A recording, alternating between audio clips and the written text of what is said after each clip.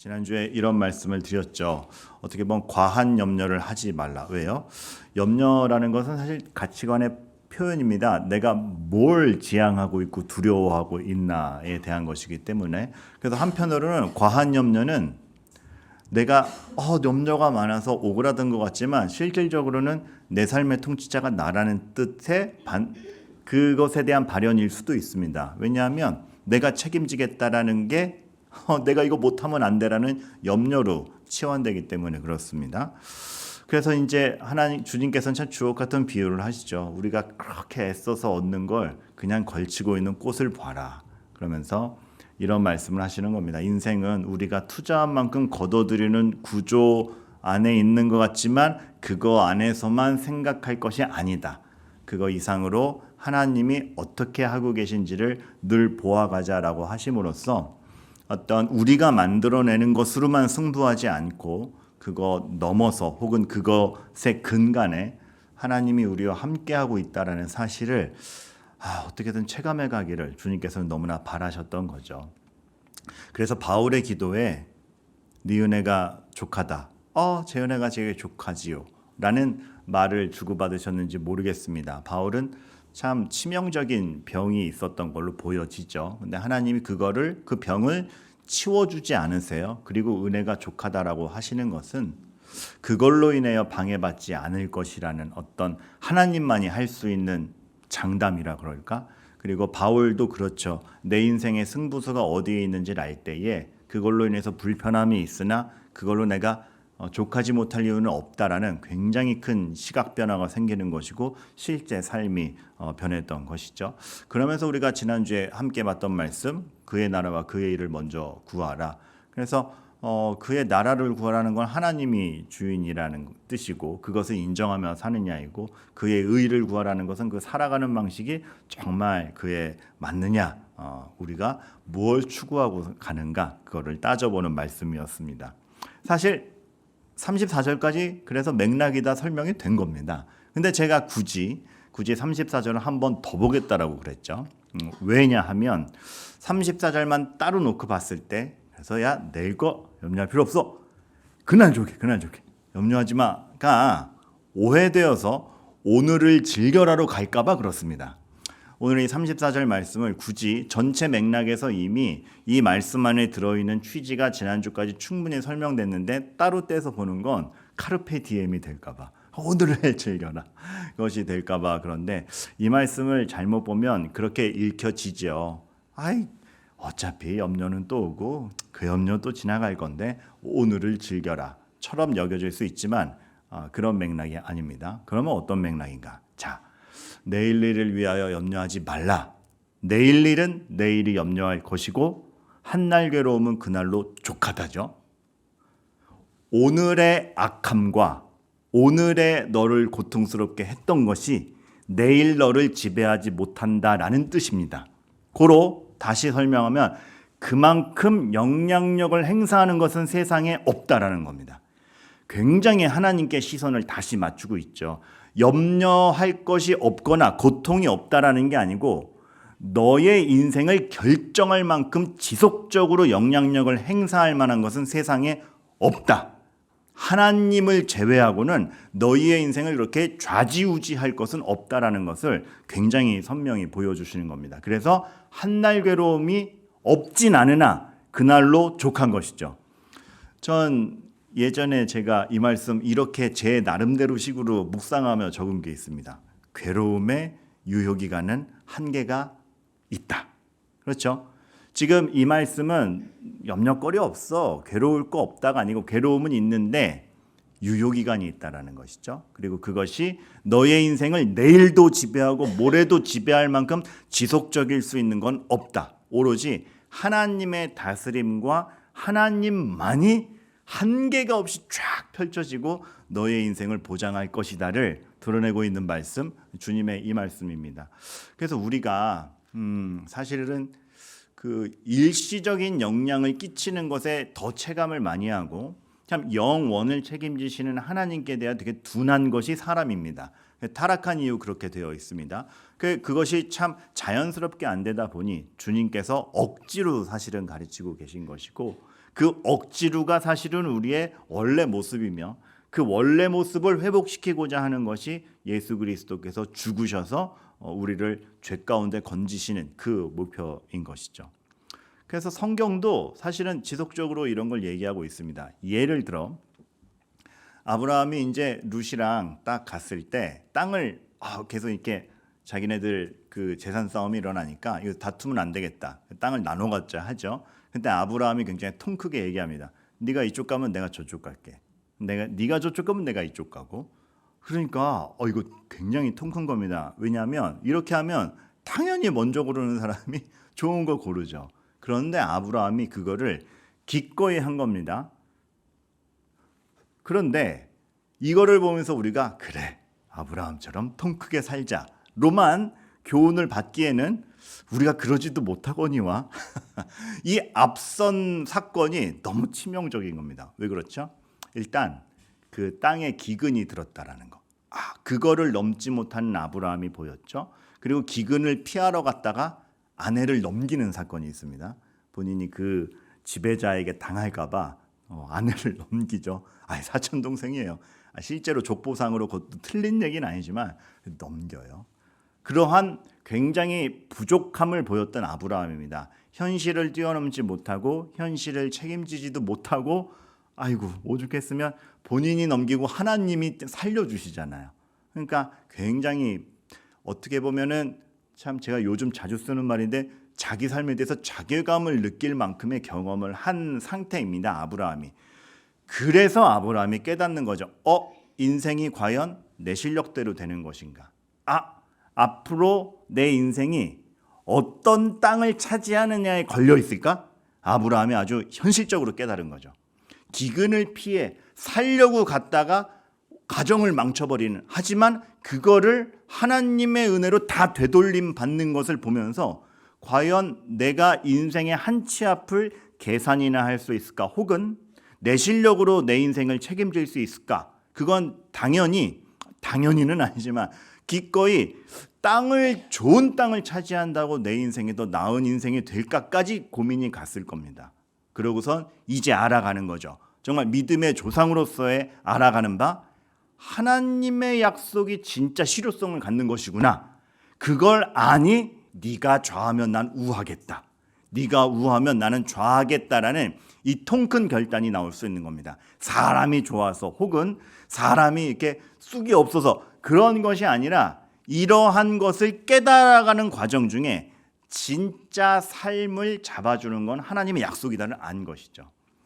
하나님도 아브라함을 통해서 계속 깨우쳐가는 게 그 많은 고난, 그 비능률적인 왔다 갔다 함, 자녀를 주기로 하고서 몇십 년 동안 주지 않음 속에서 언제까지나 하고 기다리는, 그래서 자기 나름대로 딴 계산하다가 또 잘못됨, 이런 것들을 거치면서 그러나 하나님이 아브라함에게 믿음의 조상으로서 가르치는 것은 너 잘났다가 아니라 하나님의 약속만이 진짜 실효성을 갖는다 이고, 또 하나는 내가 이렇게 부족한데 내 인생이 잘못되지 않는구나. 어디 안에선? 하나님의 약속 안에서는.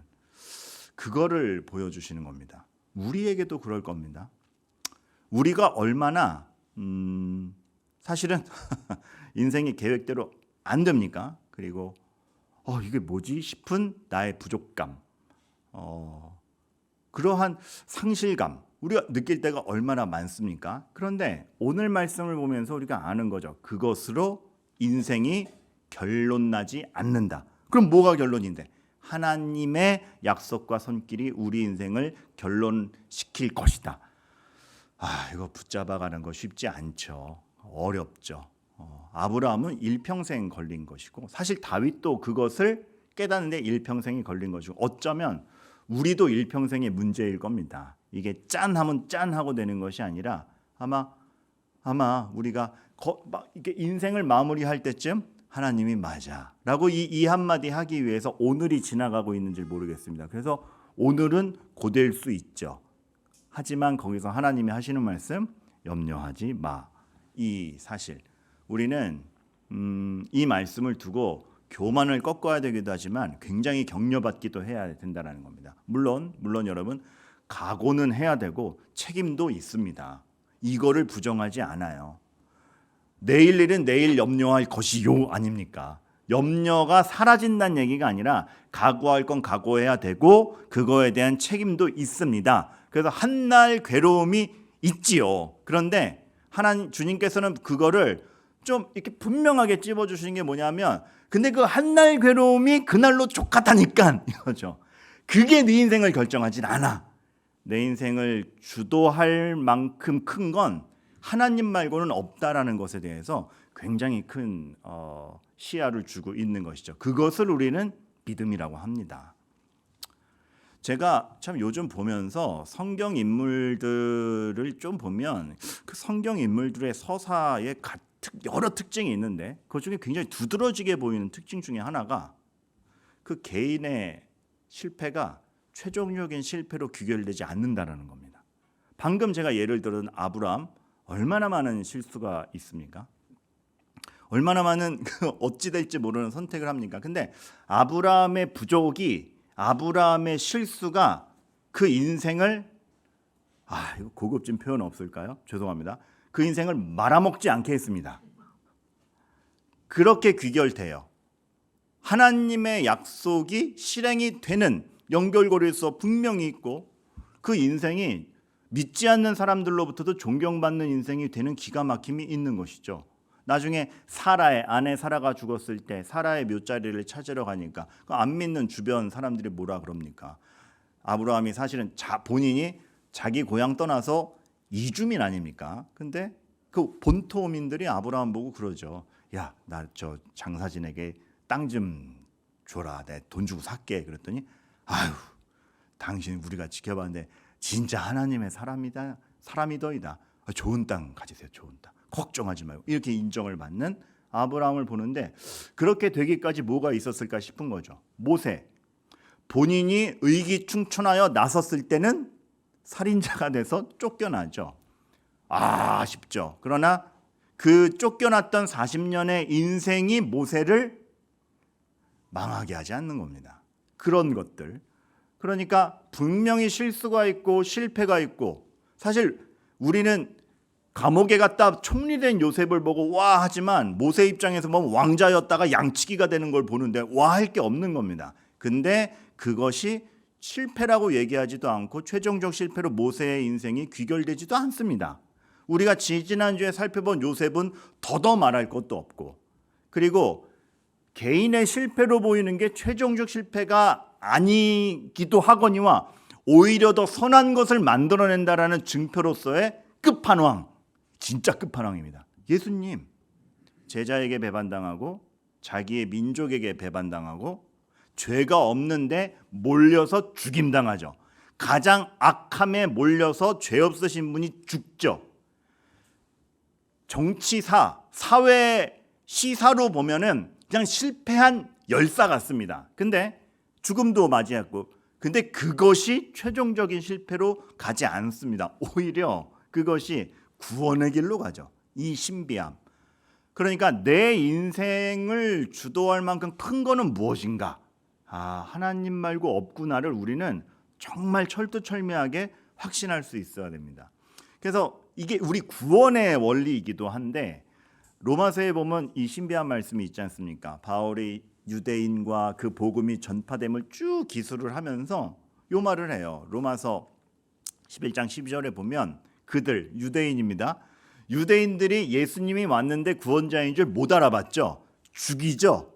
그리고 제사장 나라로서 하나님의 율법을 지켜야 되는데 지키지 못하고 포로로 잡혀가고 망하고 지금 바리새인의 모습도 정상이 아닙니다. 그렇죠? 그래서 그러한 유대인의 모습을 그들의 넘어짐이라고 표현하는데, 주님도 못 알아보고 메시아를 기다렸으면서 메시아를 못 알아버리고 죽인 그들, 그리고 제사장 나라의 역할을 하지 못하는 그들로 말미암아서 오히려 복음이 밖으로 퍼져나갈 기틀이 생기는 겁니다. 신기하죠? 기독교인들을 핍박해서 사도들이 쫓겨나죠. 그렇죠? 근데 그들의 넘어짐으로 오히려 이방이 선교를 받게 돼요. 그들의 넘어짐으로 세상이 풍성하게 되는 이 아이러니, 그들의 실패가 이방인의 풍성함이 되는 이 아이러니, 그래서 염려하지 말라가 나오는 겁니다. 하나님이 이루어 가시는 것 안에서 우리의 어떤 실패가, 오늘 이거 못하면 안 달랄 것 같은 거, 오늘 이거 못하면 안 달랄 것 같은 거에 대해서 그럴 필요가 없다. 아까 얘기했지만 무책임하라는 얘기는 아닙니다. 그러나 여러분이 너무 그것에 결부되어서 초조해하거나 여러분의 어떤 어려움에 함몰될 필요가 없다라는 걸 하나님이 굉장히 귀중하게 말씀하시죠. 사실 그 3월달, 4월달, 5월달 오면서 교회가 바빴습니다. 1주년도 있었죠. 근데 고난주간, 부활주간 있었죠. 세례 성찬 있었죠. 게다가 지금 장례가 계속 3회 연속 있죠. 그러니까 이러다 보니까 제가 사실은 주일 저녁마다 그 2주 동안 할 일에 대해서 정말 안 하면 안 되는 것만 적는다는 심정으로 제가 일정을 딱 적어 놓거든요. 그거대로 된 게 없어요. 그리고 바쁘다 보니까 어느 순간에는 이거 해야 되는데 확인할 겨를도 없어서 적어 놓기만 하고 쭉 그냥 2, 3주가 지나가 버렸어요. 오늘 그 일정표를 다시 봤는데 제가 2주 전에 적은 것 중에서 한 개인가 두 개밖에 없어요. 근데 그때 적을 때는 반드시 해야 되라 그러고 적었어요. 근데 반드시, 그 당시 관점에선 반드시였는데 그래 놓고선 10몇 개 적혔는데 2개밖에 실천이 안 됐어요. 근데 2, 3주가 지난 지금 행복하게 살고 있어요. 겸손해지는 거죠. 그 당시 관점에서 내가 초조해하며 반드시라고 적었던 것이 진짜 반드시였을까? 오히려 몰아치듯 오는 일들, 또 그 순간에 이거는 정말 먼저 해야겠는데라고 하면서 영혼의 귀중함이나 하나님의 교회의 입장에서 생각하면서 먼저 해야 될 것들을 해갔을 때 하나님이 내가 챙기지도 못하는 것들로 말미암아 날 망하게 하지 아니하시고 이렇게 이루어 나가게 하시는 것들을 보면서 겸손해지는 거죠. 내가 확신하는 게 정말 최종 확신일까? 혹은 나의 실패가 최종 실패일까라고 했을 때 우리는 그날 성실하고자 애써야 되고 최선의 선택을 하고자 애써야 되며 반드시 책임을 지고자 열심히 살아야 하지만 그것이 다 안 된다고 해서 내 인생에 망하지 않는다라는 그 기틀 안에서의 성실함임을 알아야 됩니다. 그것이 염려하지 말라는 거죠. 오늘을 즐겨라 하거나 무책임함이 아니라 하나님이 네 인생 잡아주고 있다라는 것에서 오는 그 안정감. 그래서 제가 오늘 굳이 이 충분히 그동안 염려하지 말라라는 맥락 20몇 절부터 34절까지 쭉 충분히 설명했는데 굳이 이 구절을 한 번 더 본 것은 신방을 하다 보니까 그런 분들이 많아서 그렇습니다. 그 자신의 부족함에 대해서 열등함을 느끼거나 너무 과도한 책임감을 느껴서 괴로운 분들, 그분들에게 한번 말씀드리고 싶어요. 여러분, 여러분의 부족이 열등이 되지 않습니다. 그리고 여러분 착하시고 책임감 있으셔서 자책도 하시죠. 근데 자책과 염려로 인생이 뒤덮일 필요는 없습니다. 자책으로 여러분이 뭘 잘못했는지 상기해 보세요. 그리고 염려로 내일의 일을 잘 준비하세요. 근데 그것이 인생을 뒤덮게 하지는 마세요. 그거는 어찌 보면 내가 주인 되고 하나님을 무시하는 것일지도 모릅니다. 뒤집어서 너무 만족해서 하나님을 못 보시는 분들, 지금 여러분이 만족하는 게 여러분의 인생을 책임지지 못합니다. 하나님을 보셔야 됩니다. 라는 말씀을 해드리고 싶었어요. 그래서 한편으로는 하나님을 못 보시는 분들에게는 하나님을, 한편으로는 너무 실망하시는 분들에게도 하나님을. 그래서 우리의 인생이 진짜 어디로 가고 있고 진짜 우리가 삶을 책임진다라는 게 무엇인지를 좀 안정감 있게 보여드리고 싶었던 것이죠. 그래서 이 선언이 위대한 겁니다. 교회는 그의 몸이니. 그러니까 제가 일전에 그 말씀 드렸죠. 팔이 부러지면 옛날에, 요즘에는 깁스가 좋아져가지고 딱 끼면 되는 건데 옛날 팔 부러지면 어떻게 했습니까? 석고를 발랐죠. 그래서 팔이 이만해지고 무거워집니다. 그래서 이거 자체가 힘드니까 이게 해서 어떻게 했죠? 목에 걸었죠. 팔이 다쳤는데 고생은 목이 하는 겁니다. 왜죠? 그렇다고 목이 나 안 해 그래요? 아니요. 지고 갑니다. 팔의 부족함을 한 몸으로서 목이 지는 거죠. 여러분이 부러진다고 여러분의 인생이 망하는 것이 아니라 교회의 몸으로서 여러분들은 살아갈 수 있다라는 것. 그러니까 여러분 신앙이라는 거, 이 바울 사도의 어떤 선언, 구약의 사건을 보면 이런 모든 것이 다 연결되어 있는데 그냥 개념이 아니라 실제 여러분들을 하나님이 어떻게 키워가시고 여러분들이 왜 염려하지 않은 인생일 수 있으며 여러분의 부족이 교회를 통해서 어떻게 채워지는가에 대해서 정말 실감하기를 바라는 것이죠. 저는 개인주의가 나쁘다고 보지 않아요. 왜냐하면 사람에겐 자기 개인의 시간이 필요합니다. 그리고 개인적 성찰이 필요하고 내가 하나님을 어떻게 믿느냐 중요합니다. 그런데 이기주의는 싫어요. 자기만 아는 거. 하나님은 우리 개인의 인격의 독립성을 인정하시지만 이기주의를 인정하진 않으세요. 왜요? 원리상 그렇지 않습니다. 삼위일체 하나님의 형상으로 지어졌다는 것 자체가 우리 혼자만 놀겠다 아니고 그거 사실 그게 굉장히 자기 자신을 버리는 거예요. 나 혼자 내가 모든 걸 책임지고 귀찮아 다른 사람이랑 상관 안 할 거고 너도 나 상관하지 마가 자기 실력으로 자기 인생 책임질 것 같이 만들지만 그래서 개인의 스펙과 개인의 관심이 특화된 이 시대이지만 하나님이 말씀하시는 건 너희는 교회의 몸이다. 그래서 너희 혼자 잘날 수도 없지만 무너져도 잡아줄 함께된 몸이 있다를 보아감으로 지나치게 염려하지도 실망하지도 외로워하지도 않게 살게 만드신 게 우리 하나님의 원리임을 알아야 되는 거죠. 그래서 저는 이 시대가 좀 지나치게 개인주의화 되는 거, 그러니까 합당한 의미의 개인주의는 좋은데 이기주의로 향해 가는 극대의 개인주의가 만연한 것 같아서 너무 불안합니다. 사실 오전 예배 때도 얘기했고 지난번에도 얘기했지만 그러니까 우리들이 요즘 세대가 이렇게 익숙한 SNS 문화가 자기가 얼마나 좋아요를 받느냐의 싸움 아닙니까? 그러니까 어떻게 관심을 받느냐의 싸움으로만 싸우고 전체를 보여주기보다 일부를 보이고 일부를 특화시킴으로써 그 기능성만 강조하는 걸로 계속 살아가게 만드는데 이것이 과연 하나님 앞에 합당할까? 전 굉장히 조심스러운 거죠. 그러니까 그런 걸 이용하더라도 그냥 선하게 이용할 수 있어야 되는데 그런 것이 과연 있을까 싶은 것이죠. 이런 건 괜찮습니다. 저는 그렇다고 SNS나 이런 게 다 무용하다고 보는 게 아니고 선하게 이 원리대로 이용하면 좋은 거죠. 방금 장례식 갔다 오다가 들었는데 그런 게 있다며요. 그러니까 게임에 너무 중독된 아이들을 위해서 그 참 게임 앱을 개발하는 공대생들이 그 아이들을 찾아가서 실제 게임을 어떻게 만들어주는지를 설명해서 그 아이들의 관심과 성장을 도모해주는 그런 앱이나 그런 개발이나 그런 관계성은 굉장히 좋지 않아요? 제가 운전만 한 게 아니고 다 듣고 있었어요, 권사님. 제가 멍하니 있는 것 같아요. 다 듣고 있어서 여러분들이 하신 그 수백 가지 얘기 다 기억하고 있어요. 언젠가 설교 예화에 다 나옵니다. 제가 운전만 했다고 생각하시면 안 돼요. 그래서 요셉에게도 그 큰 그림이 있었기 때문에 지난주 특별공과 이번 주 특별공과가 그거 아닙니까? 나는 죽을 것이나 하나님이 보호하실 겁니다. 자신 있죠. 내 총리직이 우리 인생을 보장하는 거 아니더이다. 실제로 그렇잖아요.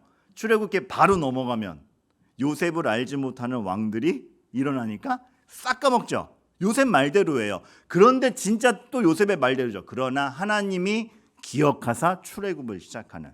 그러니까 여러분 우리가 요셉의 총리직을 볼 것도 또 다 잊고 이스라엘이 종살이 한다 그래서 그 종살이의 비참함을 볼 것도 아니라 위에 있으나 아래에 있으나 역사하시는 하나님을 보아가는 것 너무 중요한 겁니다. 이것을 바울이 빌립보서에서 이렇게 멋있게 얘기했죠. 부한돼 있으나 천한돼 있으나 그리스도 예수 안에서 못할 일이 없다. 그거는 해보세요 다 돼요가 아니고 이런 의미인 겁니다. 그러니까 굉장히 성경이 얼마나 역사적 사건이나 예수님의 선언이나 그 예수님의 선언을 믿음으로 받아들인 바울의 고백이 한결로 일맥상통하는지, 그리고 그것이 삶의 원리일 뿐만 아니라 근본적으로 구원의 원리이기도 하는지. 그래서 제가 한동안 참았는데 오랜만에 이 그림 한번 보여드립니다. 그래서 제가 슬램덩크의 이 장면을 좋아하는 겁니다. 나는 지지만 북산은 지지 않는다. 팀은 안 무너지는 거예요. 팀은 자기가 지금 자기가 막는 선수 못 막는다고 주장이 막 고민했죠. 문득 깨닫는 거죠. 나는 지지만 팀은 안 무너진다. 팀은 나는 쓰러지지만 그리스도의 몸은 굳건하다. 내일 일을 위하여 염려하지 말라. 한날 괴로움은 그날 족하다. 너희의 인생을 내일까지 휩쓸어갈 염려란 없다. 하나님만이 너희들의 인생에 최종적 영향을 준다. 멋진 말씀입니다. 정말 감동적인 말씀이고 우리가 이 사실을 확인해 가는 것이 인생일 겁니다. 단숨에 안 될 겁니다. 그래서 오늘은 이것이 있겠죠. 한날 괴로움이 우리에게 있겠죠. 근데 여러분들 주일에 말씀드린 대로 시야를 넓히세요. 지금 이 본문도 사실 한날 괴로움 이 단어에만 집착하면 괴로워가 되죠. 근데 벌리면 그날로 족하다. 그것이 넘어오지 않는다. 그거 알아가는 겁니다. 여러분에게 진짜 그 은혜와 하나님의 다스림이 무엇인지에 대한 실질적 깨달음이 우리의 믿음으로 자리 잡아 가기를, 그래서 그리스도의 몸으로서 서로가 서로를 독려해 가기를. 그래서 설교 전에 서로 인사한 거예요. 아시는 분도 있고 모르시는 분도 있고 모르는 사람을 인사하기 낯설겠지만 다 그리스도의 에어컨 껐어요. 끝내란 얘기죠. 네, 시간이 다 됐네요. 그러고 보니까 그 한 몸으로서 정말 하나님이 지키실 겁니다를 서로 독려하며 간증하는 게 우리들이기 때문에 그렇습니다.